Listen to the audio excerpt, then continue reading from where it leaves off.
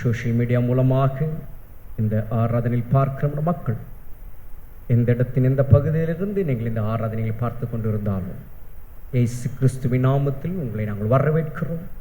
முதல் முறையாய் இந்த ஆராதனையிலே நீங்கள் இணைந்திருப்பீர்கள் என்றால் திருச்சபை உங்களை வரவேற்கிறது. கர்த்தர் உங்களை ஆசீர்வதிப்பாராக. இந்த நாட்களிலே உங்களோடு நான் தொடர்ச்சியாக பரிசுத்த ஆவியானவரை பற்றி உங்களோடு நான் பேசிக்கொண்டு வருகிறேன். இந்த வருடம் தொடங்கி கர்த்தர் இந்த ஆண்டு நமக்கு தந்த அந்த வார்த்தையின்படி, அந்த வார்த்தையிலே சொல்லப்பட்ட வேறே ஆவியாகிய பரிசுத்த ஆவியானவரை பற்றி இந்த வருஷம் துவங்கி கர்த்தர் தொடர்ச்சியாக அவர் நம்மோடு கூட அவர் பேசிக் கொண்டிருக்கிறார். பரிசுத்த ஆவியானவருடைய அனுபவங்கள், பரிசுத்த ஆவியானுடைய தன்மைகள், பரிசுத்த ஆவியானுடைய கிரியைகள், பரிசுத்த ஆவியானுடைய நடத்துதல், இந்த நாட்களில் கர்த்தருடைய ஆவியானவர் தம்மை குறித்த காரியங்களை அவர் சபையில் இந்த நாட்களில் அவர் பேசி கொண்டிருக்கிறார். நான் விசுவாசிக்கிறேன், கேட்கிற உங்களுக்கு இவைகள் பிரயோஜனமாய் இருக்கும் என்று நான் நம்புகிறேன். கர்த்தருடைய நாமத்திற்கு மகிமை உண்டாவதாக. அப்படியாக தொடர்ச்சியாக இன்றைக்கும் பரிசுத்த ஆவியானவரை பற்றிய சில காரியங்கள் உங்களோடு கூட நான் பேச நான் விரும்புகிறேன்.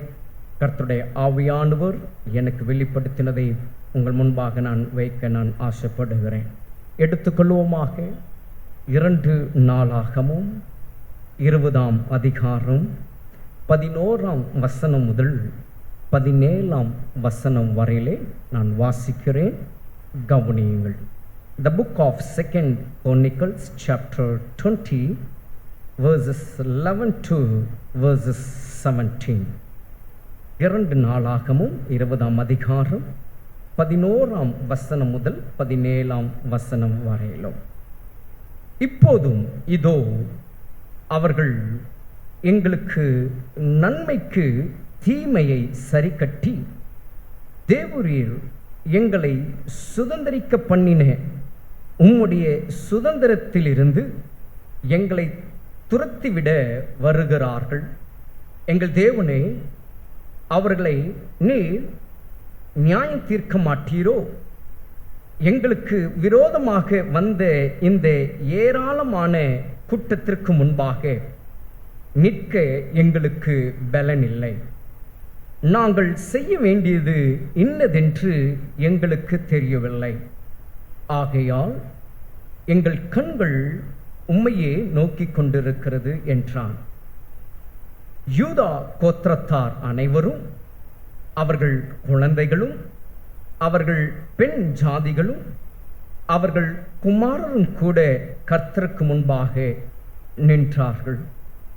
அப்பொழுது சபையின் நடுவில் இருக்கிற மத்தத்தினியாவின் குமாரனாகிய எயேலின் மகனான பெனாயாவுக்கு பிறந்த சகரியாவின் புத்திரன் யகாசியேல் என்னும் ஆசாப்பின் புத்திரரில் ஒருவரான லேவியன் மேல் கர்த்தருடைய ஆவி இறங்கினதினால் அவன் சொன்னது, சகல யூதா கோத்திரத்தாரே, எருசலேமின் குடிகளே, ராஜாவாகிய யோசபாத் கேளுங்கள்.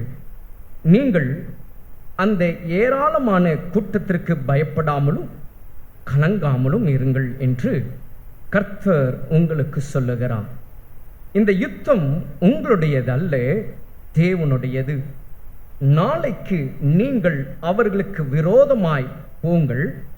இதோ அவர்கள் சிஸ் என்னும் மேட்டு வழியாய் வருகிறார்கள். நீங்கள் அவர்களை எருவேல் வனாந்திரத்திற்கு எதிரான பள்ளத்தாக்கின் கடையாந்திரத்திலே கண்டு சந்திப்பீர்கள். இந்த யுத்தத்தை பண்ணுகிறவர்கள் நீங்கள் அல்ல, யூதா மனுஷரே, எருசலேம் ஜனங்களே, நீங்கள் தரித்து நின்று கர்த்தர் உங்களுக்கு செய்யும் இரட்சிப்பை பாருங்கள். பயப்படாமலும் கலங்காமலும் இருங்கள். நாளைக்கு அவர்களுக்கு எதிராக புறப்படுங்கள். கர்த்தர் உங்களோடே இருக்கிறார் என்றார். கர்த்தருடைய நாமம் மகிமைப்படுவதாக. தேவனுடைய சன்னமே, இங்கே நாம் வாசித்த இந்த ஒரு வேத பகுதியிலே கர்த்தருடைய ஆவியானவரை பற்றிய நடத்துதலை நாம் இங்கே பார்க்கிறோம். வேறே ஆவி ஆகிய இந்த பரிசுத்த ஆவியானவருடைய ஒரு நடத்துதல் இங்கே நாம் இப்பொழுது வாசிக்க கேட்டோம். யோசபாத் காலத்தில் நடந்த ஒரு சம்பவம்.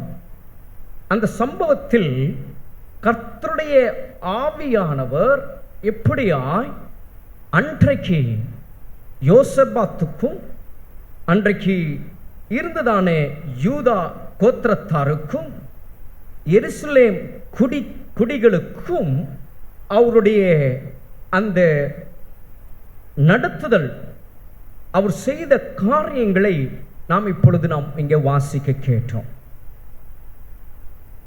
தேவனுடைய சன்னமே, இங்கே கர்த்தருடைய ஆவி யாரின் மேல் இறங்கினதாம்? யகாசியேல் என்று நம்ம பார்க்கிறோம். யகாசியேல் என்றால் கர்த்தர் காண்கிறார் என்று அர்த்தம். God sees. யகாசியேல் என்று சொல்லும்போது God sees, கர்த்தர் காண்கிறார்.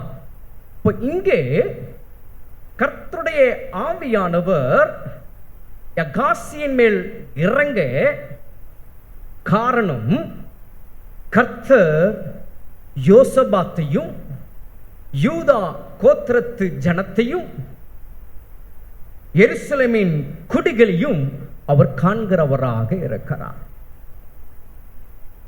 அவர்களுடைய சூழ்நிலை, அவர்கள் போகிற அந்த நிலை எப்படியாய் இருக்கிறது என்று அந்த 11ஆம் வசனத்தில் யோசபாத் தெளிவாய் சொல்லுகிறார். தேவனுக்கு முன்பாக அந்த இடத்துல நாம் வாசித்தோம்.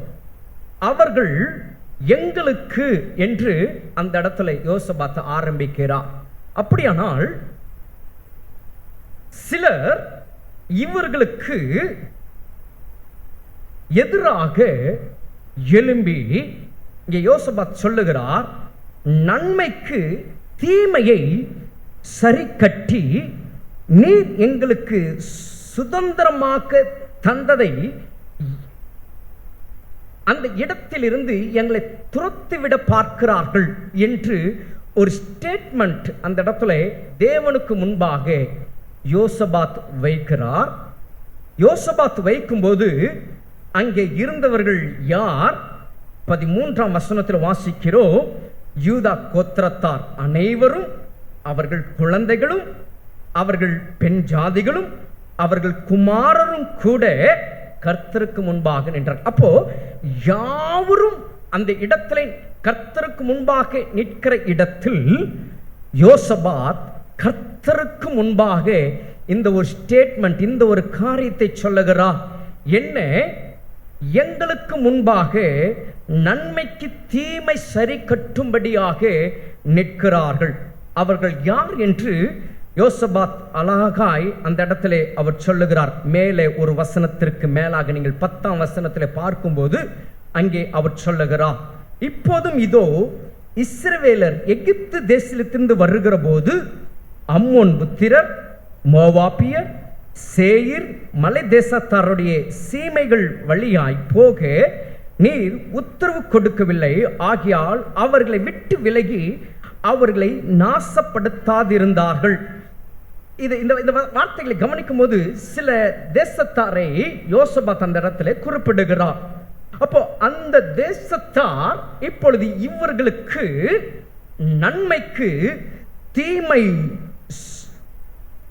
செய்யும்படி அதற்கு சரி கட்டி அவர்களுக்கு கர்த்தருடைய பிள்ளைகளுக்கு கர்த்தர் சுதந்திரமாய் கொடுத்த அந்த இடத்திலிருந்து அவர்களை துரத்திவிட வருகிறார்கள் என்று இந்த இடத்துல அவர் இங்கே சொல்லுகிறதை நம்ம பார்க்கிறோம். இதை கர்த்தர் காண்கிறார். இந்த சூழ்நிலை கர்த்தர் பார்க்கிறார். யோசபாத் சொல்லிதான் கர்த்தர் பார்க்கிறார் என்று அல்ல, யோசபாத்தை அழைத்த தேவனாகிய கர்த்தர் யூதா கோத்திரத்து ஜாதி மக்களை தனக்கென்று தெரிந்து கொண்ட நம்முடைய தேவனாகிய கர்த்தர் எருசலேமின் குடிகளை தனக்கென்று ஏற்படுத்தின சர்வ வல்லமுள்ள தேவனாகிய கர்த்தர் தம்முடைய ஜனத்தை குறித்து அவருக்கு நல்ல தெரியும். ஏனென்றால் அவர் காண்கிற தேவனாய் இருக்கிறார். ஆகார் அந்த வண்ணாந்திரத்திலே கர்த்தர் ஆகாரை கண்டபோது ஆகார் சொன்ன வார்த்தை அதுதான், நீர் என்னை காண்கிற தேவன், நீர் என்னை காண்கிற தேவன். அவர் தம்முடைய பிள்ளைகளை அவர் காண்கிறவராயிருக்கிறார். தம்முடைய பிள்ளைகளை அவர் பார்த்து கொண்டிருக்கிறார். அப்படியானால் இன்றைக்கு நாம் எந்த நிலையில் நாம் இந்த நாட்களில் இருந்தாலும், எந்த சூழ்நிலை நாம் இருந்தாலும், எந்த நிலைமையிலே நாம் இருந்தாலும் கர்த்தர் நம்மளை பார்த்து கொண்டிருக்கிறார் என்று முதலாவது நீங்கள் விசுவாசிங்க. ஆண்டவர் என்னை பார்க்கல, என்னோட நிலைமை அவருக்கு தெரியல, நான் போகிற சூழ்நிலை அவருக்கு தெரியல, என்னோட கஷ்டம் அவருக்கு தெரியல, என்னோட நெருக்கம் அவருக்கு தெரியல, என்னோட பாடு அவருக்கு தெரியல, என்னோட இடுக்கான ஒரு சூழ்நிலை அவருக்கு தெரியல அப்படின்னு ஒருபோதும் ஒரு நாளும் அவர் விசுவாசிக்கிற பிள்ளைகளுடைய வாயிலையும் சரி, எண்ணத்தின் இருதயத்திலும் ஒரு நாளும் அவைகள் வரவே கூடாது. தேவனாகிய கர்த்தர் தம்முடைய பிள்ளைகளை அவர் காண்கிறவராயிருக்கிறார். அவர் காண்கிறவர். கர்த்தருடைய நாமத்திற்கு மகிமை உண்டாவதாக. அன்றைக்கு ஆபிராம் சாராள் சொன்ன வார்த்தைக்கு அப்படியே தன்னை அதற்கு உடன்பட்டு போன போது நம்முடைய சர்வ வல்லமுள்ள தேவனாகிய கர்த்தர் ஆபிராமை கூப்பிட்டு அவர் சொன்ன ஒரு வார்த்தை 17ஆம் அதிகாரம் 1ஆம் வசனத்தில் வாசிக்கிறோம். நான் சர்வ வல்லமுள்ள தேவனாகிய கர்த்தர், நீ எனக்கு முன்பாக எப்படி நட, உத்தமனாய் நட. அப்போ அந்த காரியம் ஆபிராம் செய்ததை இந்த இடத்துல கர்த்தர் கூப்பிட்டு இந்த விஷயத்தை அவர் சொல்றாருன்னா, ஆபிராமை கர்த்தர் கண்டார். ஆபிராம் செய்த காரியத்தை கர்த்தர் பார்த்து கொண்டே இருந்தார். தேவனுடைய சனமே, நம்முடைய தேவனாகிய கர்த்தர் அவருடைய பிள்ளைகளாகி நம்மை அவர் காண்கிற தேவனாக இருக்கிறார். அது ஒருபோதும் மறந்து போகாதீங்க, ஒருபோதும் மறந்து போகாதீங்க. வாழ்க்கையில கஷ்டங்கள், வாழ்க்கையில போராட்டங்கள், வாழ்க்கையில அவமானங்கள், வாழ்க்கையில நிந்தைகள், வாழ்க்கையில பிரச்சனைகள், இன்னும் வாழ்க்கையில அற்புதம் நடக்கல, இன்னும் வாழ்க்கையில ஒரு நன்மை உண்டாகல, இன்னும் வாழ்க்கையில இது நடக்கல, அது நடக்கல, இது வரல, அது வரல, இது செய்ய முடியல, அதை செய்ய முடியல. இன்றைக்கு எந்த காரியங்களாக இருந்தாலும் ஒன்றை நீங்கள் மனதில் நினைத்துக் கொள்ளுங்க, இவை எல்லாவற்றிலும் கர்த்தர் இன்னும் அவர் என்னை பார்க்கலையே அப்படின்னு நீங்க நினைக்காம, அவர் பார்த்து கொண்டிருக்கிறார். அவர் ஏற்ற நேரத்தில் அவர் எல்லாவற்றையும் நேர்த்தியாய் செய்வார் என்கிற அந்த ஒரு நம்பிக்கைக்குள்ளாக நீங்கள் இருந்து பாருங்க. நிச்சயம் நம்முடைய தேவனாகிய கர்த்தர் அவர் உங்களுக்கு நன்மையை செய்ய அவர் வல்லவராயிருக்கிறார். சிலர் சொல்லுவாங்க, நான் போகிற பாதை, என்னுடைய சூழ்நிலை எல்லாம் அவருக்கு தெரியுது, அவர் பார்த்து கொண்டிருக்கிறார். பார்த்து கொண்டிருந்தோம், அவர் எதுவும் செய்யலையே, அவர் சும்மா இருக்கிறாரே, அவர் மௌனமா இருக்கிறாரு, பேசாமல் இருக்கிறாரு என்று சொல்லுகிற மக்களும் உண்டு. தேவனுடைய சனமே, ஒன்றை அறிந்து கொள்ளுங்க, அவர் உங்களை காண்கிற தேவனாயிருக்கிறார். அவர் உங்களை காண்கிறவர். இந்த இடத்துல யோசபாத் கர்த்தருக்கு முன்பாக சொன்ன அந்த காரியம், கர்த்தர் காண்கிறவராக இருந்தார். அது சொல்லும்போது யோசபாத் இன்னொரு காரியத்தையும் அவர் சொல்லுகிறதை நாம் அங்கே அடுத்த வசனத்திலே நம்ம பார்க்கிறோம். என்ன அந்த இடத்துல அவர் சொல்லுகிறார், நாங்கள் செய்ய வேண்டியது என்னதென்று எங்களுக்கு தெரியவில்லை. என்ன ஒரு அருமையான ஒரு வார்த்தை அந்த இடத்துல சொல்றார் பாருங்க. நாங்கள் செய்ய வேண்டியது என்னதென்று எங்களுக்கு தெரியவில்லை. ஒரு சூழ்நிலை நிற்கிற அந்த நேரம் என்ன செய்ய வேண்டியது எங்களுக்கு தெரியல அப்படின்னு சொல்லுகிறான். நம்முடைய வாழ்க்கையிலும் அநேக நேரங்கள் இப்படி நாம் சொல்லுகிறவர்களாய் நாம் இருக்கிறோம்.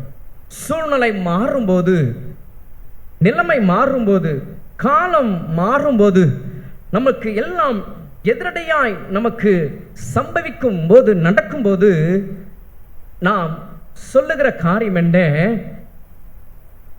என்ன செய்யணும்னு நமக்கு தெரியல. என்ன செய்யணும்னு எங்களுக்கு தெரியல. என்ன செய்யணும்னு எனக்கு தெரியல. இப்படி சொல்லுகிற அநேக நாட்கள் நம்மளுக்கு வந்திருக்கும். அப்படி அநேக நேரங்கள் நாம் சொல்லியிருப்போம். இன்றைக்கு அப்படி சொல்லப்பட்டவர்களாய் ஒருவேளை இந்த இடத்துல நீங்கள் இந்த வார்த்தை நீங்கள் கேட்டுக்கொண்டு இருக்கிறீங்களா? நான் என்ன செய்யணும்னு எனக்கு தெரியல. வேலை இடத்துல, என் குடும்பத்துல, என்னோட கணவருக்கு முன்பாக, மனைவிக்கு முன்பாக, பிள்ளைகளுக்கு முன்பாக, இந்த சமுதாயத்துல, அக்கம் பக்கத்துல இருக்கிற மக்களுக்கு மத்தியில நான் என்ன செய்யணும்னு எனக்கு தெரியல. சூழ்நிலை இப்படி ஆயிருக்கு. நிலைமை மோசமாய் போய்கொண்டிருக்கிறது. காலத்தை பார்த்தால் என்ன செய்யணும்னு தெரியல. இன்றைக்கு நாம் அப்படி சொல்லுகிறவர்களா இங்கே உட்கார்ந்து கொண்டிருக்கிறோமா? என் அன்புக்குரிய தேவனுடைய சனமே, இந்த வார்த்தையை கேட்டுக்கொண்டிருக்கிறேன். எந்த இடத்தின் எந்த பகுதியில் இருந்து இந்த வார்த்தை நீங்கள் கேட்டுக்கொண்டிருந்தாலும் சரி, ஒருவேளை இந்த வார்த்தை உங்களுக்கு நேராக கர்த்தருடைய ஆவியானவர் இந்த வேளையில பேசிக் கொண்டிருப்பாரேனால், உங்களுடைய வாழ்க்கையை நீங்கள் என்ன செய்ய வேண்டும் என்று அறியாதவர்களாய், புரியாதவர்களாய், குழப்பத்தில் இந்த வார்த்தை நீங்கள் கேட்டுக்கொண்டு இருப்பீர்கள் என்றால், இதோ கர்த்தருடைய ஆவியானவர் உங்களோடு கூட இந்த வேளையில் அவர் பேசிக் கொண்டிருக்கிறார். என் அன்புக்குரிய தேவனுடைய சனமே, இங்கே யோசபாத்தோடு கூட யாவரும் நின்று கர்த்தருக்கு முன்பாக இந்த வார்த்தை சொல்லும் பொழுது, ஓ கர்த்தர் அங்கே ஒரு மனுஷனை அங்கே ஏற்படுத்துகிறார். அந்த மனுஷனோட பெயர் தான் யகாசியேல் என்று நம்ம பார்க்கிறோம். யகாசியேல் கர்த்தர் காண்கிறவோ பாருங்க, இவர்கள் போகிற நிலைமையை கண்ட தேவன் காண்கிறவர் அந்த வார்த்தைக்கு அர்த்தத்தின்படியாகவே ஒரு மனுஷனை கர்த்தர் அந்த இடத்துல ஏற்படுத்துகிறார். அவர் காண்கிறவர் என்று சொல்லப்பட்ட வார்த்தைக்கு அர்த்தமாக அந்த இடத்துல ஒரு கூட்டத்தில் ஒரு மனுஷனை ஏற்படுத்துகிறார். அவர் தான் யகாசியேல். வேதம் சொல்லுகிறது, இந்த யகாசியேல் மேல் கர்த்தருடைய ஆவி இறங்கினது. கர்த்தருடைய ஆவி இறங்கினது. கர்த்தருடைய ஆவி இறங்கினது. இப்ப கர்த்தருடைய ஆவி இறங்கின போது அந்த மனுஷன் சொன்ன காரியத்தை நாம் வாசித்தோம். அந்த இடத்துல நம்ம பார்க்கிறோம் 15ஆம் வசனத்திலே அவர் சொல்லுகிறார், நீங்கள் ஏராளமான கூட்ட நீங்க என்ன செய்ய வேண்டாம், பயப்படவும் கலங்கவும் வேண்டாம். இந்த யுத்தம் உங்களுடையது இல்லை. யாருடையது? தேவனுடையது. தேவனுடையது சொல்லிட்டு அவர் சொல்றாரு, நாளைக்கு நீங்கள் அவர்களுக்கு விரோதமாய் போங்க, அந்த இடத்துல நீங்கள் சந்திப்பீங்க. ஆனால் இந்த யுத்தத்தை பண்ணுகிறவர் நீங்கள் அல்ல. யார் பண்ண போறா? கர்த்தர். கர்த்தர். இந்த காரியத்தை யோசபாத்தோடு கூட நிற்கிற அந்த கூட்டத்தார் யாவருக்கும் இந்த யகாசியேல் இந்த காரியத்தை அவர் சொல்லுகிறார். அப்படின்னா என்ன? நாம் புரிந்து கொள்ள வேண்டியது என்ன? இதிலே கர்த்தருடைய ஆவியானவர் தம்முடைய ஜனத்திற்கு அவர் சொல்லுகிற சத்தியம் என்ன? தேவனுடைய ஜனமே, கர்த்தருடைய ஆவியானவர் ஒரு மனுஷனுக்குள்ளாக இறங்குவாரானால், இப்படி சொல்லுகிறேன், கர்த்தருடைய ஆவியானவர் ஒரு கர்த்தருடைய பிள்ளைகளுக்குள்ளாக வாசம் பண்ணுவாரானால், அவர்களை கொண்டு சொல்ல வேண்டிய காரியங்களை, கர்த்தர் செய்ய போகிற காரியங்களை அவர்களை கொண்டு சொல்லி அதை செய்து முடிக்கிற ஆண்டவராய் நம்முடைய தேவனாகிய கர்த்தர் இருக்கிறார். நாம் என்ன செய்யணும் அப்படின்னு தெரியாத ஒரு சூழ்நிலையில பாருங்க, கர்த்தருடைய ஆவியானவர் ஒரு மனுஷனுக்குள்ளாகி இருக்கும்போது அந்த மனுஷனை சரியாக அந்த நபர்களுக்கு, அந்த ஆட்களுக்கு, அந்த கூட்டத்திற்கு கர்த்தர் கொண்டு போய் நிறுத்துகிறவராயிருக்கிறார். அப்ப கர்த்தருடைய ஆவியானவர் ஒருவருக்குள்ளாக வாசம் பண்ணும்போது என்ன செய்யணும் தெரியாது இருக்கிற பிள்ளைகளுக்கு அவர் செய்ய போகிறதை அவர் சொல்லுகிறவராக, அதை செய்து முடிக்கிறவராக அவர் இருக்கிறார். அப்ப இன்றைக்கு நாம் சிந்திக்க வேண்டியது, இந்த கர்த்தருடைய ஆவியானவர் எனக்குள் வாசம் பண்ணுகிறாரா? இந்த பரிசுத்த ஆவியானவர் எனக்குள் வாசம் பண்ணுகிறாரா என்று இந்த நேரம் நீங்கள் உங்களையே நீங்கள் கேட்பீர்களானால், நீங்கள் சிந்தித்து பார்க்கும்போது இந்த வேளை கர்த்தருடைய ஆவியானவர் உங்களோடு கூட அவர் இடைபடுகிறவராக இருக்கிறார். உங்கள் குடும்பத்திற்கு, வேலையிடத்துல, சமுதாயத்துல இன்றைக்கு என்ன செய்ய வேண்டும் என்று தெரியாத ஒரு சூழ்நிலை போய்கொண்டிருக்கிற இந்த காலத்தில் கர்த்தருடைய ஆவியானவர் உங்களுக்குள்ளாக வாசம் பண்ணுவாரானால், இந்த அகாசியலை போல என் தேவனாகிய கர்த்தர் உங்களை கர்த்தர் அந்த இடத்துல நிறுத்தி கர்த்தர் செய்ய போகிறதை அவர்களுக்கு சொல்லும்படியாக வைத்து அதை கர்த்தர் செய்கிறவராய் இருக்கிறார் என்கிறதை நீங்கள் மறந்து போகக்கூடாது. இப்படிப்பட்ட கர்த்தருடைய ஆவியானவரை இன்றைக்கு நமக்குள்ளாக, உங்களுக்குள்ளாக வாசம் பண்ணுகிறாரா என்று சிந்தித்து பாருங்க. ஒருவேளை கணவர் என்ன செய்ய வேண்டும் என்று தெரியாத சூழ்நிலை, பிள்ளைகள் என்ன செய்ய வேண்டும் என்று தெரியாத ஒரு சூழ்நிலை, மனைவி நீங்கள் கர்த்தருடைய ஆவியானவர் உங்களுக்குள்ளாக வாசம் பண்ணுவாரானால் இந்த யகாசியலை போல கர்த்தர் உங்களை நடத்த ஒரு உண்மையுள்ளவர். ஒருவேளை உங்கள் மனைவிக்கு என்ன செய்ய வேண்டியது என்று தெரியாத ஒரு சூழ்நிலை இருக்கும்போது, கணவன் நீங்க, பிள்ளைகள் நீங்க யகாசியலை போல கர்த்தருடைய ஆவியானவர் உங்களுக்குள்ளாக வாசம் பண்ணுவாரானால் உங்களை கொண்டு கர்த்தர் அந்த இடத்துல செய்ய ஒரு வல்லவராயிருக்கிறார். ஒருவேளை பிள்ளைகள் என்ன செய்ய வேண்டும் என்று தெரியாது இருக்கிற சூழ்நிலை, பெற்றோர் உங்களுக்குள்ளாக கர்த்தருடைய ஆவியானவர் வாசம் பண்ணுவாரானால் உங்களை கொண்டு இந்த யகாசியலை போல கர்த்தர் எடுத்து அந்த இடத்துல நிறுத்த ஒரு வல்லவராயிருக்கிறார். இது போல சொல்லிக்கொண்டே இருக்கலாம். சமுதாயத்துல, வேலையிடத்துல உங்களுக்கு மேலே இருக்கிற அதிகாரிகள் என்ன செய்யணும்னு தெரியல, உங்களோடு கூட வேலை செய்கிற மக்கள், உங்களோடு கூட பழகுகிறவர்கள் என்ன செய்ய வேண்டும், எப்படி செய்ய வேண்டும் என்று தெரியாத சூழ்நிலை அங்கே நீங்கள் இருப்பீர்களானால் உங்களுக்குள்ளாக கர்த்தருடைய ஆவியானவர் வாசம் பண்ணுவார் என்றால், அங்கே யகாசியலுக்குள்ளாக இறங்கி அந்த இடத்தில் அவர்களுக்கு முன்பாக நிறுத்தின தேவனாகிய கர்த்தர் உங்களை இந்த நாட்களில் நிறுத்தி அவர் நடத்த அவர் வல்லவராயிருக்கிறார். இப்படிப்பட்டதான கிரியைகளை நடப்பிக்கிற கர்த்தருடைய ஆவியானவர் இன்றைக்கு உங்களுக்குள்ளாக, நமக்குள்ளாக அவர் வாசம் பண்ணுகிறாரா என்று சிந்தித்து பார்க்க வேண்டாம்.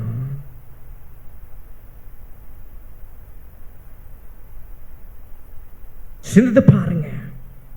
இங்க இந்த வார்த்தை இவர்களுக்கு நேராக வருது. சொல்றாங்க, நாங்க என்ன செய்யணும்னு தெரியல. வார்த்தை கர்த்தருடைய ஆவியானவர் யகாசியல் மூலமாக சொல்லுகிறார், இந்த யுத்தம் உங்களுடையதல்ல, அது கர்த்தருடையது. நீங்க நாளைக்கு போங்க, அங்க போய் நில்லுங்க, கர்த்தர் உங்களோட கூட இருக்கிறார், அவர் உங்களுக்காக யுத்தம் பண்ணுவார். கர்த்தர் சொல்லுகிறார். சொன்னவர் அங்கே கர்த்தர் அவர்களுக்கு செய்து முடித்ததை கீழே நீங்கள் 23ஆம் வசனத்தில் வரும்போது அங்கே அது நடந்ததை நாம் பார்க்க முடியும். அந்த இடத்துல கர்த்தர் ஒரு காரியத்தை அங்கே அவர்களுக்கு சொல்லும் போது அவர் சொல்லுகிறார், அந்த இடத்துல நீங்க நின்று தரித்து நின்று அந்த ஒரு வார்த்தை அந்த இடத்துல சொல்லப்படுகிறது 17ஆம் வசனத்துல. நீங்கள் தரித்து நில்லுங்க, அப்படின்னா என்ன அர்த்தம்? தரித்து நில்லுங்கன்னா சும்மா இருங்க, அப்படி அந்த அர்த்தம் அல்ல. நீங்க யுத்தம் பண்ண வேண்டாம், ஆனா நீங்கள் செய்ய வேண்டியது இன்னொரு காரியம் இருக்கு. தரித்து நிற்கிற நேரத்துல அவருடைய பிள்ளைகள், அவருடைய ஜனம் செய்ய வேண்டிய ஒரு காரியம் இருக்கு. அது என்ன? யோசபாத் இந்த வார்த்தைகள் எல்லாம் கேட்ட உடனே தரித்து நிற்கும்படி அந்த வார்த்தை வந்ததினாலே யோசபாத் செய்த ஒரு காரியம் அந்த இடத்துல நம்ம பார்க்கிறோம். 21ஆம் வசனத்திலே நம்ம பார்க்கும்போது அங்கே வேதம் சொல்லுகிறது, பின்பு அவன் ஜனத்தோட ஆலோசனை பண்ணி, இந்த வார்த்தைகள் எல்லாம் கர்த்தரிடத்திலிருந்து வந்த உடனே, கர்த்தருடைய ஆவியினாலே யகாசியேல் சொன்ன உடனே இங்கே யோசபாத் ஜனத்தோடு ஆலோசனை பண்ணி அங்கே அவர் செய்கிற காரியம் பரிசுத்தமுள்ள மகத்துவத்தை துதிக்கவும், ஆயுதம் அணிந்தவர்களுக்கு முன்னாக நடந்து போய் கர்த்தரை துதியுங்கள், அவர் கிருபை என்றும் உள்ளதென்றும் கர்த்தரை பாடவும் பாடகரை நிறுத்தினார். தரித்து நில்லுங்கள் என்ற அந்த வார்த்தையின் அர்த்தம் கர்த்தரை துதிக்கும்படி, கர்த்தருக்கு முன்பாக நிற்கிற ஒரு அனுபவம். ஹல்லேலூயா சொல்லுவோமே, ஹல்லேலூயா. கர்த்தருடைய நாமத்திற்கு மகிமை உண்டாகட்டும். தேவனுடைய சனமே, அவர் யுத்தம் பண்ணுவார், அவர் பார்த்து கொள்ளுவார், அவர் எல்லாவற்றையும் நமக்காக செய்து முடிப்பார். ஆனால் நாம் செய்ய வேண்டியது, கர்த்தர் அதை நமக்கு செய்து முடிக்கிற வரைக்கும் நாம் செய்ய வேண்டியது என்னன்னா, கர்த்தருக்கு முன்பாக கர்த்தர் நல்லவர், அவர் கிருபை என்றும் உள்ளதென்று பாடகரை நிறுத்தி அந்த இடத்துல கர்த்தரை நாம் துதித்து கொண்டே இருக்க வேண்டும். ஹல்லேலூயா. பாடகருக்கு எங்க போகிறது?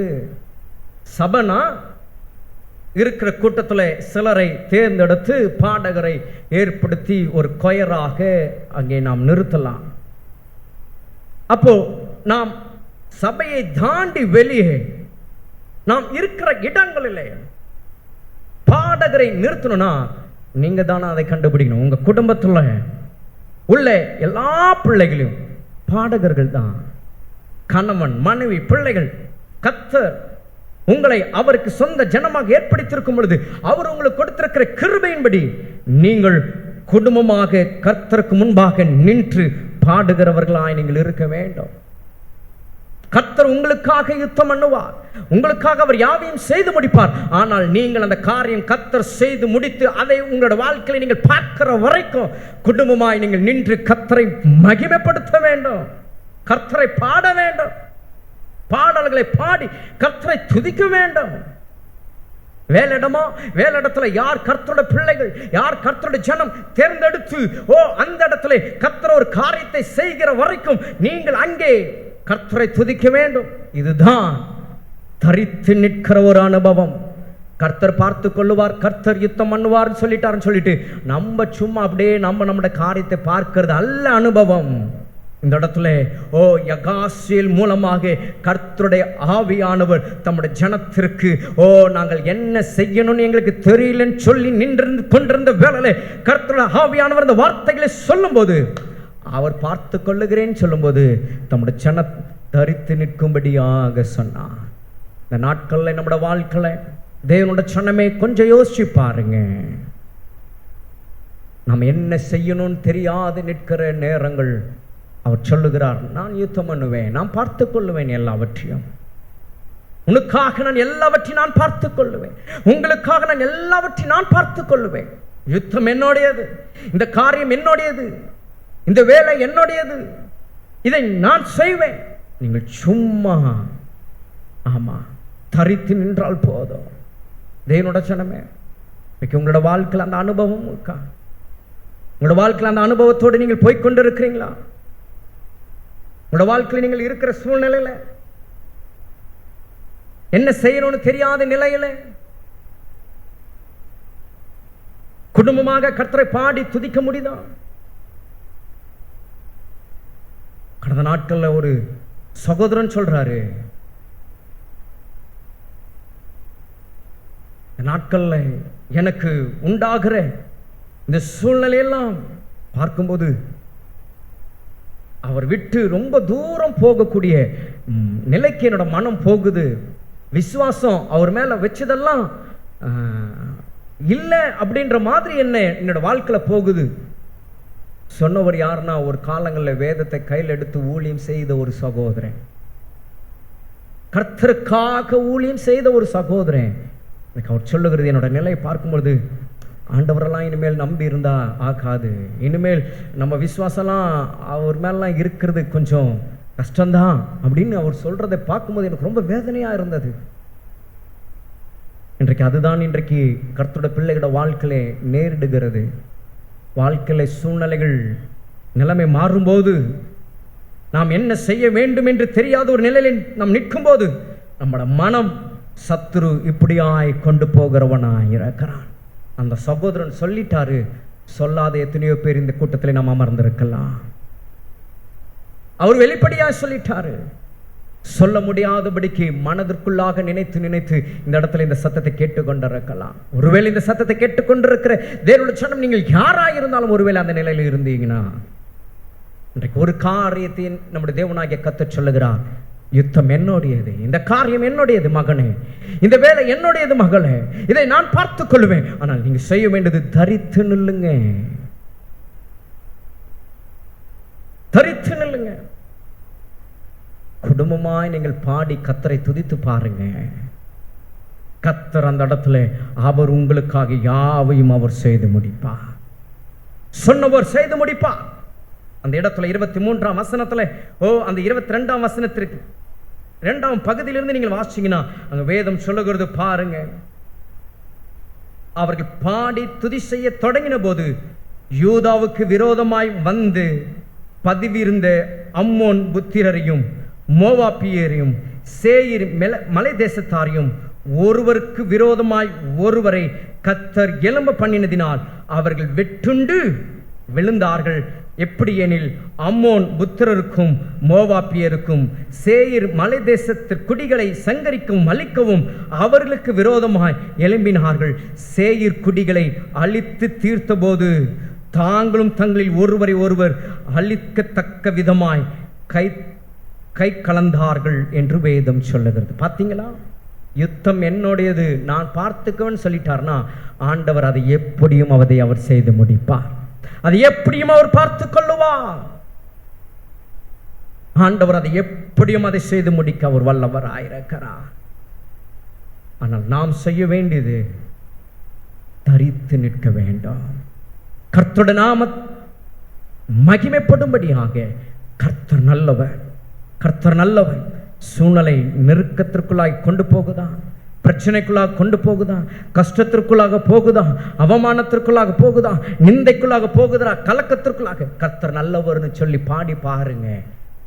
அந்த நல்லவர் உங்களோட வாழ்க்கையில பெரிய காரியங்களை செய்கிறது நீங்கள் பார்க்க முடியும். ஏனென்றால் கர்த்தருடைய ஆவியானவர் ஒரு கர்த்தருடைய பிள்ளைகளுக்குள்ளாக வாசம் பண்ணுவாரானால் செய்ய வேண்டியதை அவர் சொல்லி அதை அவர் செய்கிற தேவனாயிருக்கிறார். இன்றைக்கு உங்களுடைய வாழ்க்கையிலே சரி, நீங்க என்ன செய்யணும்னு புரியாத நிலையில நீங்க நிற்கிறீங்களா, உங்களுக்குள்ளாக கர்த்தருடைய ஆவியானவர் வாசம் பண்ணுவார்னா உங்களுக்குள்ளாக இருந்து அவர் சொல்லுவார். இந்த வார்த்தைகளை பேசி கொண்டிருக்கிறவர் இந்த வார்த்தைகளை சொல்லி அவர் உங்களுக்கு அதை செய்வார். செய்ய அவர் வல்லவராயிருக்கிறார். ஆனால் அவர் உங்களுக்குள்ளாக வாசம் பண்ணுகிறாரா என்று இன்றைக்கு நீங்கள் ஆராய்ந்து பார்க்க வேண்டும். அன்றைக்கு அங்கே அவர்களுக்கு சொன்னார், சொல்லும்படி கர்த்தருடைய ஆவியானவர் அங்கே இறங்கினார். இறங்கினது நிமித்தம் சொன்னார், சொன்னதை செய்து முடித்தார். இன்றைக்கு உங்களுடைய வாழ்க்கையில அவர் சொல்லணும்னா அவர் உங்களுக்குள்ளாக வாசம் பண்ண வேண்டும். உங்கள் ஒவ்வொருவருக்குள்ளாக அவர் வாசம் பண்ண வேண்டும். அவர் உங்களுக்குள்ளாக வாசம் பண்ணுவார்னா அவர் சொல்லுவார், சொன்னதை அவர் செய்து முடிப்பார். கர்த்தருடைய நாமத்திற்கு மகிமை உண்டாகட்டும். ஆக தேவனுடைய சொன்னமே காலவல்லை சிந்தித்து பாருங்க. இந்த கர்த்தருடைய ஆவியானவர் நமக்குள்ளாக இருக்கிறார். இந்த பரிசுத்த ஆவியானவரை நாம் பெற்றிருக்கிறோமா? ஆகவேதான் நாம் வாசிக்கிறோம், நீங்கள் விசுவாசிகளான போது பரிசுத்த ஆவியை பெற்றீர்களா? ஒரு கேள்வி. ஊழியத்தில் கடந்து போகும்போது அந்த கேள்வியை அங்கே அப்போஸ்தலன் வைக்கிறார். நீங்கள் விசுவாசிகளான போது when you have become believer, did you receive Holy Spirit? அப்போ ஒரு கர்த்தருடைய பிள்ளைகள் இயேசு கிறிஸ்துவை விசுவாசித்து விசுவாசிகளாக மாறும்போது அவர்கள் யாரை பெற்றுக்கொள்ள வேண்டும்? பரிசுத்த ஆவியானவரை பெற்றுக்கொள்ள வேண்டும். இன்றைக்கு இந்த கேள்வியை கர்த்தர் உங்களுக்கு முன்பாக வைக்கிறார். என் அன்புக்குரிய தேவனுடைய சனமே, சகோதரா சகோதரி, வாலிப தம்பி தங்கச்சி, உங்களோட வாழ்க்கையில அவர் எல்லாவற்றையும் உங்களுக்காக செய்ய அவர் ஆயத்தமாய் இருக்கிறார். உங்களுக்காக யாவையும் அவர் முடிக்க அவர் ஆயத்தமாய் இருக்கிறார். எல்லாவற்றையும் அவர் உங்களுக்கு தந்து நடத்த அவர் ஆயத்தமாய் இருக்கிறார். ஆனால் அவர் சொல்லி அவர் செய்ய அவர் ஆயத்தமாய் இருக்கிறார். அவர் சொல்ல அவர் உங்களுக்குள்ளாக வாசம் பண்ணுகிறாரா? பரிசுத்த ஆவியானவர் நீங்கள் பெற்றிருக்கிறீங்களா? சிந்தித்து பாருங்க. இங்க யோசபாத் சொல்லுகிறார், நாங்கள் நன்மை செய்து ஆனால் அவர்களோ எங்களுக்கு தீமை செய்ய சரி கட்ட பார்க்குறாங்க. இதுல எங்களுக்கு பலன் இல்லை, நாங்கள் என்ன செய்ய எங்களுக்கு தெரியல. இந்த காரியத்தை கத்தர் கண்டா. தேவனோட சொன்னமே, கத்தர் உங்களோட சூழ்நிலை கத்தர் பார்க்கிறா. நாட்களை நன்மைக்காக காத்திருக்கிறீங்களா? ஒருவேளை நன்மை செய்து தீமை அனுபவிக்கிறீங்களா? பலவிதமான சூழ்நிலைக்குள்ளாக நீங்கள் போய்கொண்டிருக்கிறீங்களா? கர்த்தருடைய ஆவியானவர் உங்களோடு கூட பேசி கொண்டிருக்கிறார். இந்த ஆவியானவர் நமக்குள்ளாக வாசம் பண்ண இடம் கொடுப்போம். அவர் நமக்குள்ளாக தங்கியிருக்க இடம் கொடுப்போம். உங்களுடைய இருதயத்தை அவருக்கு நேராக திறந்து கொடுங்க. அவர் உங்களுக்குள்ளாக வாசம் பண்ணி இந்த நாட்களில் கர்த்தருடைய ஆவியானவர் எல்லாவற்றையும் அவர் உங்களுக்கு செய்து முடிக்க நாம் இந்த நேரத்தில் நம்முடைய முழுவதுமாய் அவருக்கு ஒப்பு கொடுப்போம். இந்த மாதம் 1ஆம் தேதி கர்த்தர் நமக்கு தந்த வார்த்தை அதுதான். ஆவியினாலே ஆகும், பலத்தினாலும் அல்ல, பராக்கிரமத்தினாலும் அல்ல, என்னுடைய ஆவியினாலே ஆகும் என்று சொல்லி அந்த வார்த்தை இந்த மாதம் தொடங்க செய்தவர் இந்த மாதத்தின் முடிவிலும் அந்த வார்த்தையை உறுதிப்படுத்த சொல்லுகிறார். கர்த்தருடைய ஆவியானவர் உங்களுக்குள்ளாக வாசம் பண்ணுவாரானால் அந்த ஆவியானவர் உங்களுக்காக யாவையும் செய்து முடிப்பார். அவரால் எல்லாம் ஆகும். விசுவாசிக்கிறவங்க இருக்கிற இடத்துல எழுந்து நின்று கண்களை மூடி கர்த்தரை நோக்கி நாம் பார்ப்போமாக. Jesus, let's all stand up in his presence. Let's look to God. Hallelujah. ஒரு விசை இந்த வார்த்தைக்கு நேராக உங்களை கொண்டு வாங்க. என்ன செய்யறதுன்னு தெரியாத இருக்கீங்களா? தெரியாத ஒரு சூழ்நிலை இன்றைக்கு இங்க வந்திருக்கிறீங்களா? தேவனுடைய சனமே, பரிசுத்த ஆவியானவருக்கு இடம் கொடுங்க. அவருக்கு இடம் கொடுங்க. அவருக்கு இடம் கொடுங்க. அவர் எல்லாவற்றையும் அவர் செய்வார். சாத்தியங்களை சாத்தியமாக்குவார் அவருடைய வார்த்தையினாலே. அன்றைக்கு யோசபாத்தின் காலத்தில் சாத்தியமாக்கினார். வார்த்தையை கொடுத்தார், அதை சாத்தியமாக்கினார். இன்றைக்கு உங்களோட வாழ்க்கையில் அதை சாத்தியமாக்கும்படி அவர் இந்த இடத்துல அவர் அசைவாடி கொண்டிருக்கிறார். சோர்ந்து போகாதீங்க, சோர்ந்து போகாதீங்க. அந்த சகோதரன் சொன்னது போல உங்களோட மனதில் நீங்க நினைக்காதீங்க. தைரியமா இருங்க. கர்த்தர் மேல் விசுவாசம் உள்ளவர்களாயிருங்க. விசுவாசிக்கிறவர்கள் பரிசுத்த ஆவியானவர்னாலே நடத்தப்படுவார்கள். இந்த பரிசுத்த ஆவியானவருக்கு இடம் கொடுங்க. பரிசுத்த ஆவியானவர் உங்களோட வாழ்க்கையில வாசம் பண்ண இடம் கொடுங்க. ஓ ஹல்லேலூயா. அன்றைக்கு மரியாளுடைய வயிற்றிலே உட்பவித்தது முதல் பரிசுத்த ஆவியானவர்னாலே இயேசு கிறிஸ்து வளர்ந்தார் என்று வேதம் சொல்லுகிறது. பரிசுத்த ஆவியினாலே அந்த மறைவிலே அவர் வளர்க்கப்பட்டார். எஸ், பரிசுத்த ஆவியானவரை இன்றைக்கு நீங்க கூப்பிடுங்க. Let's welcome him. Let's invite him. Let's call him. Hallelujah. அசாத்தியங்கள் சாத்தியமே தேவா உங்க வார்த்தையாலே.